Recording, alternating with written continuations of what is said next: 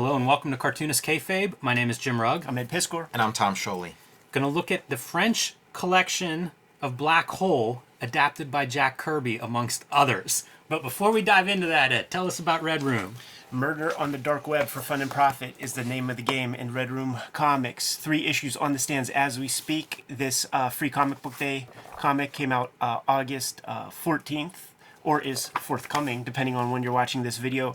Has complete original material. Every issue is completely self-contained. So if you see an issue, scoop an issue up, it's going to give you a full experience. And you can reliably grab these probably every 4 weeks. If you want to read these comics ahead of time, hit up my Patreon, patreon.com/EdPiscor. $3 for the archive there, and we're serializing these comics before they hit paper, so we're into like the 5th issue of comics as we speak. Links to all that stuff is in my link tree in the description below this video. That free comic book issue is amazing. Tom, what do you have? Here's Jack Kirby, The Epic Life of the King of Comics, the story of the guy who created this black hole comic we're about to talk about, among other things. Just see his whole life played out in the comic book medium. I also did this companion piece, Fantastic Four Grand Design, which is like the complete story of the Fantastic Four. Everything you need to know about the Fantastic Four is in this one volume. So if you're curious about this super foursome, you'll get all your questions answered here. You can also check out my Patreon, where I post the comics I'm currently working on. Go to patreon.com, search Tom Scholey, and I have a YouTube channel called Total Recall Show. That's a really nice book.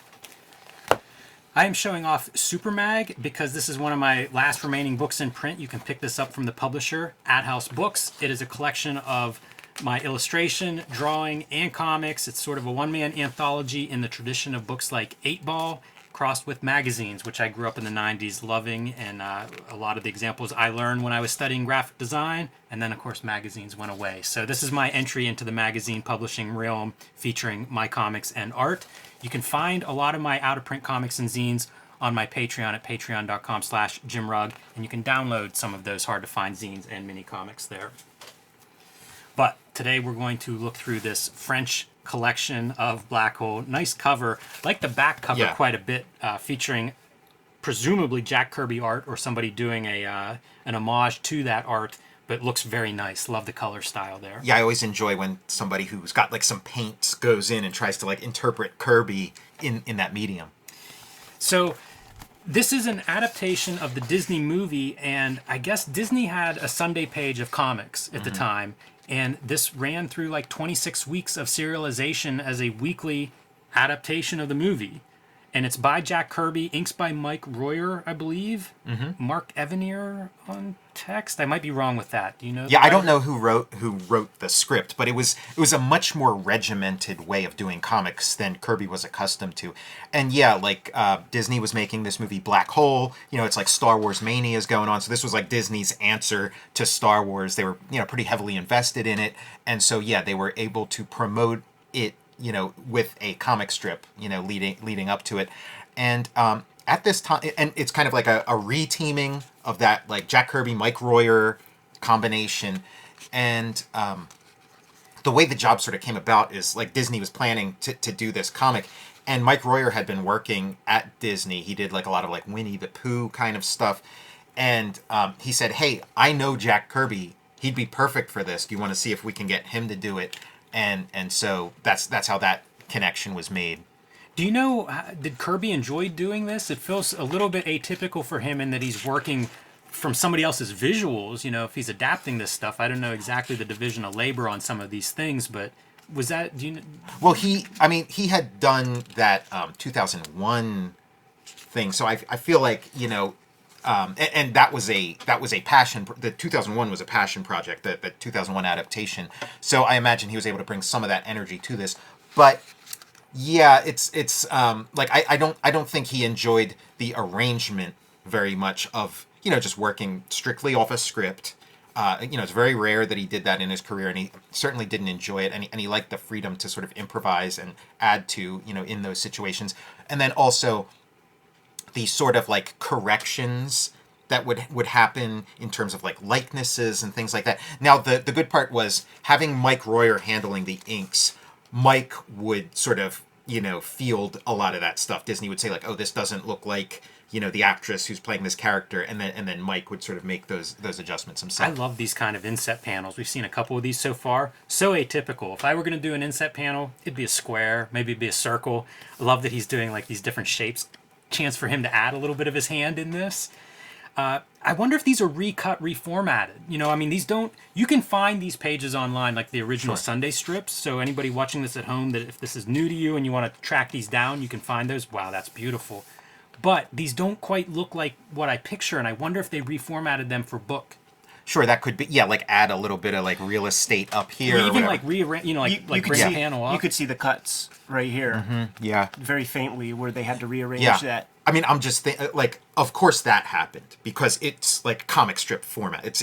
It wouldn't fit in these pages in a nice way. So of course that part. But the other part I'm thinking of is where, you do a little bit of extra drawing to kind of stretch the panel a little bit just to make it fit.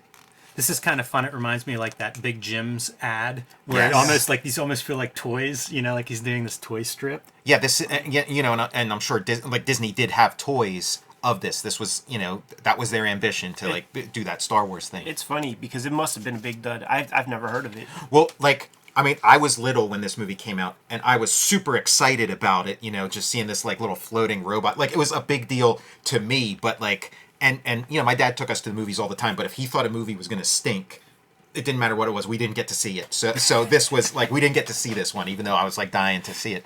Yeah, I looking stuff up for this episode, it seems like it's very mixed results. I love some of these panels, and these characters look cool, man. Yeah, this kind of setting almost looks like something that would be out of Kirby's imagination. Check this out, man. Tom's onto something because that's definitely redrawing right there. Give you an extra top piece, man, because the panel is probably too thin to look good with a giant gutter.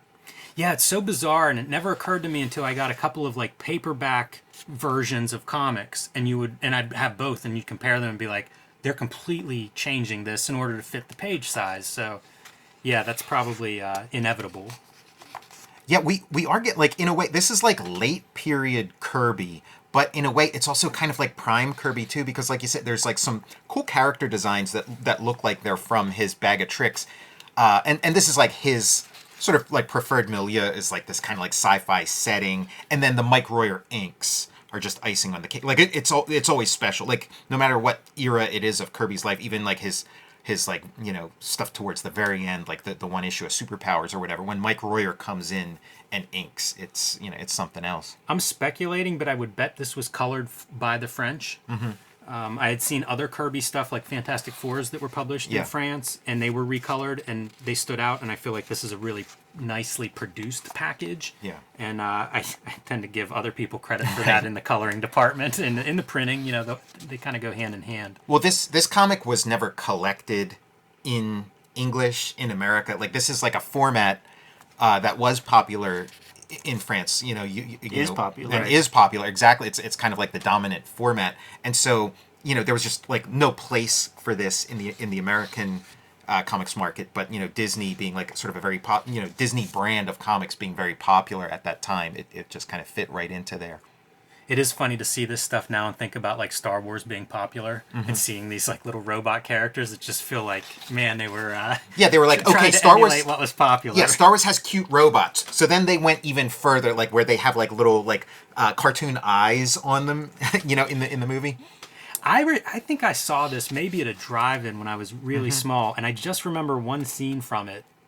But the movie itself, I can't remember any details, and I'm hoping to see that scene in here because it was terrifying to me. So hopefully that makes it in. I think I might know the scene you're talking about. And this movie has actually gotten sort of like a recent reappraisal because of like the Disney. It's on Disney Plus, so like people have been checking it out. These both feel like panels that have that top added. To make fit. And whoever did it was getting real tired at this point. The other way that this stuff too. Yeah. The other way that this happens too is like you can also like cut sides, things can be trimmed off. So it would be interesting to see these side by side with like the Sunday pages, because it's probably a lot different than they actually appeared whenever they were first serialized. Now I found out about this book while I was in France. Like, I knew about the comic. I didn't know that it was ever collected in this way. And also, like, in, I guess, like, the early 2000s, Disney Comic Zone magazine, one of those, like, little, there's, like, a Nickelodeon one, too. Those little, like, digest-sized comics magazines made for kids. They just needed product. And so they started including this. It was, like, recolored with kind of, like, digital coloring. So, like, I snapped a couple of those up. Yeah, I didn't see my scene, but it involved like a robot that had like a spinny thing and having somebody pinned against the wall like it was going to like drill out their chest. Oh, interesting. And it's possible it's a different movie. Could be. This is something I'm remembering from 40 years ago. Could have been Hellraiser too. The other sort of noteworthy thing about this, think about it, like, so this is, Kirby showing up, his work showing up in a Disney product. And you think about it now where, like, whenever something of his is, like, republished, if it's like a Marvel, it's published under the Disney banner. And this was almost kind of like a scary portent, because I found out about this book like before Disney bought Marvel and stuff. But it was kind of like, look at this. Nowhere in this book do you see Jack Kirby's name. Jack Kirby's name is nowhere to be found anywhere in this public. It is a Walt Disney created this. Yeah. And what a scary thought. Like, if Disney takes over comic books, is that going to disappear? Is your name, is your Walt attribution? Disney, the creator of Spider-Man. Exactly. So, so now that sort of nightmare world has come about. Like, Disney has taken over,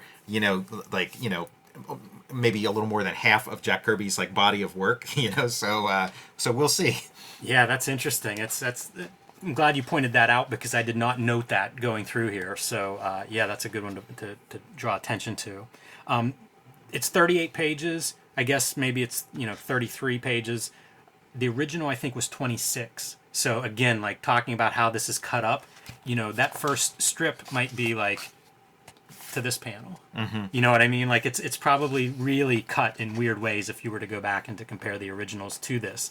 But I do like the art looks good, and it's a bunch of art that I really haven't looked at. Yeah, it's fun to flip through. I've tried to watch the movie a number of times, never got through it, but this comic I enjoy.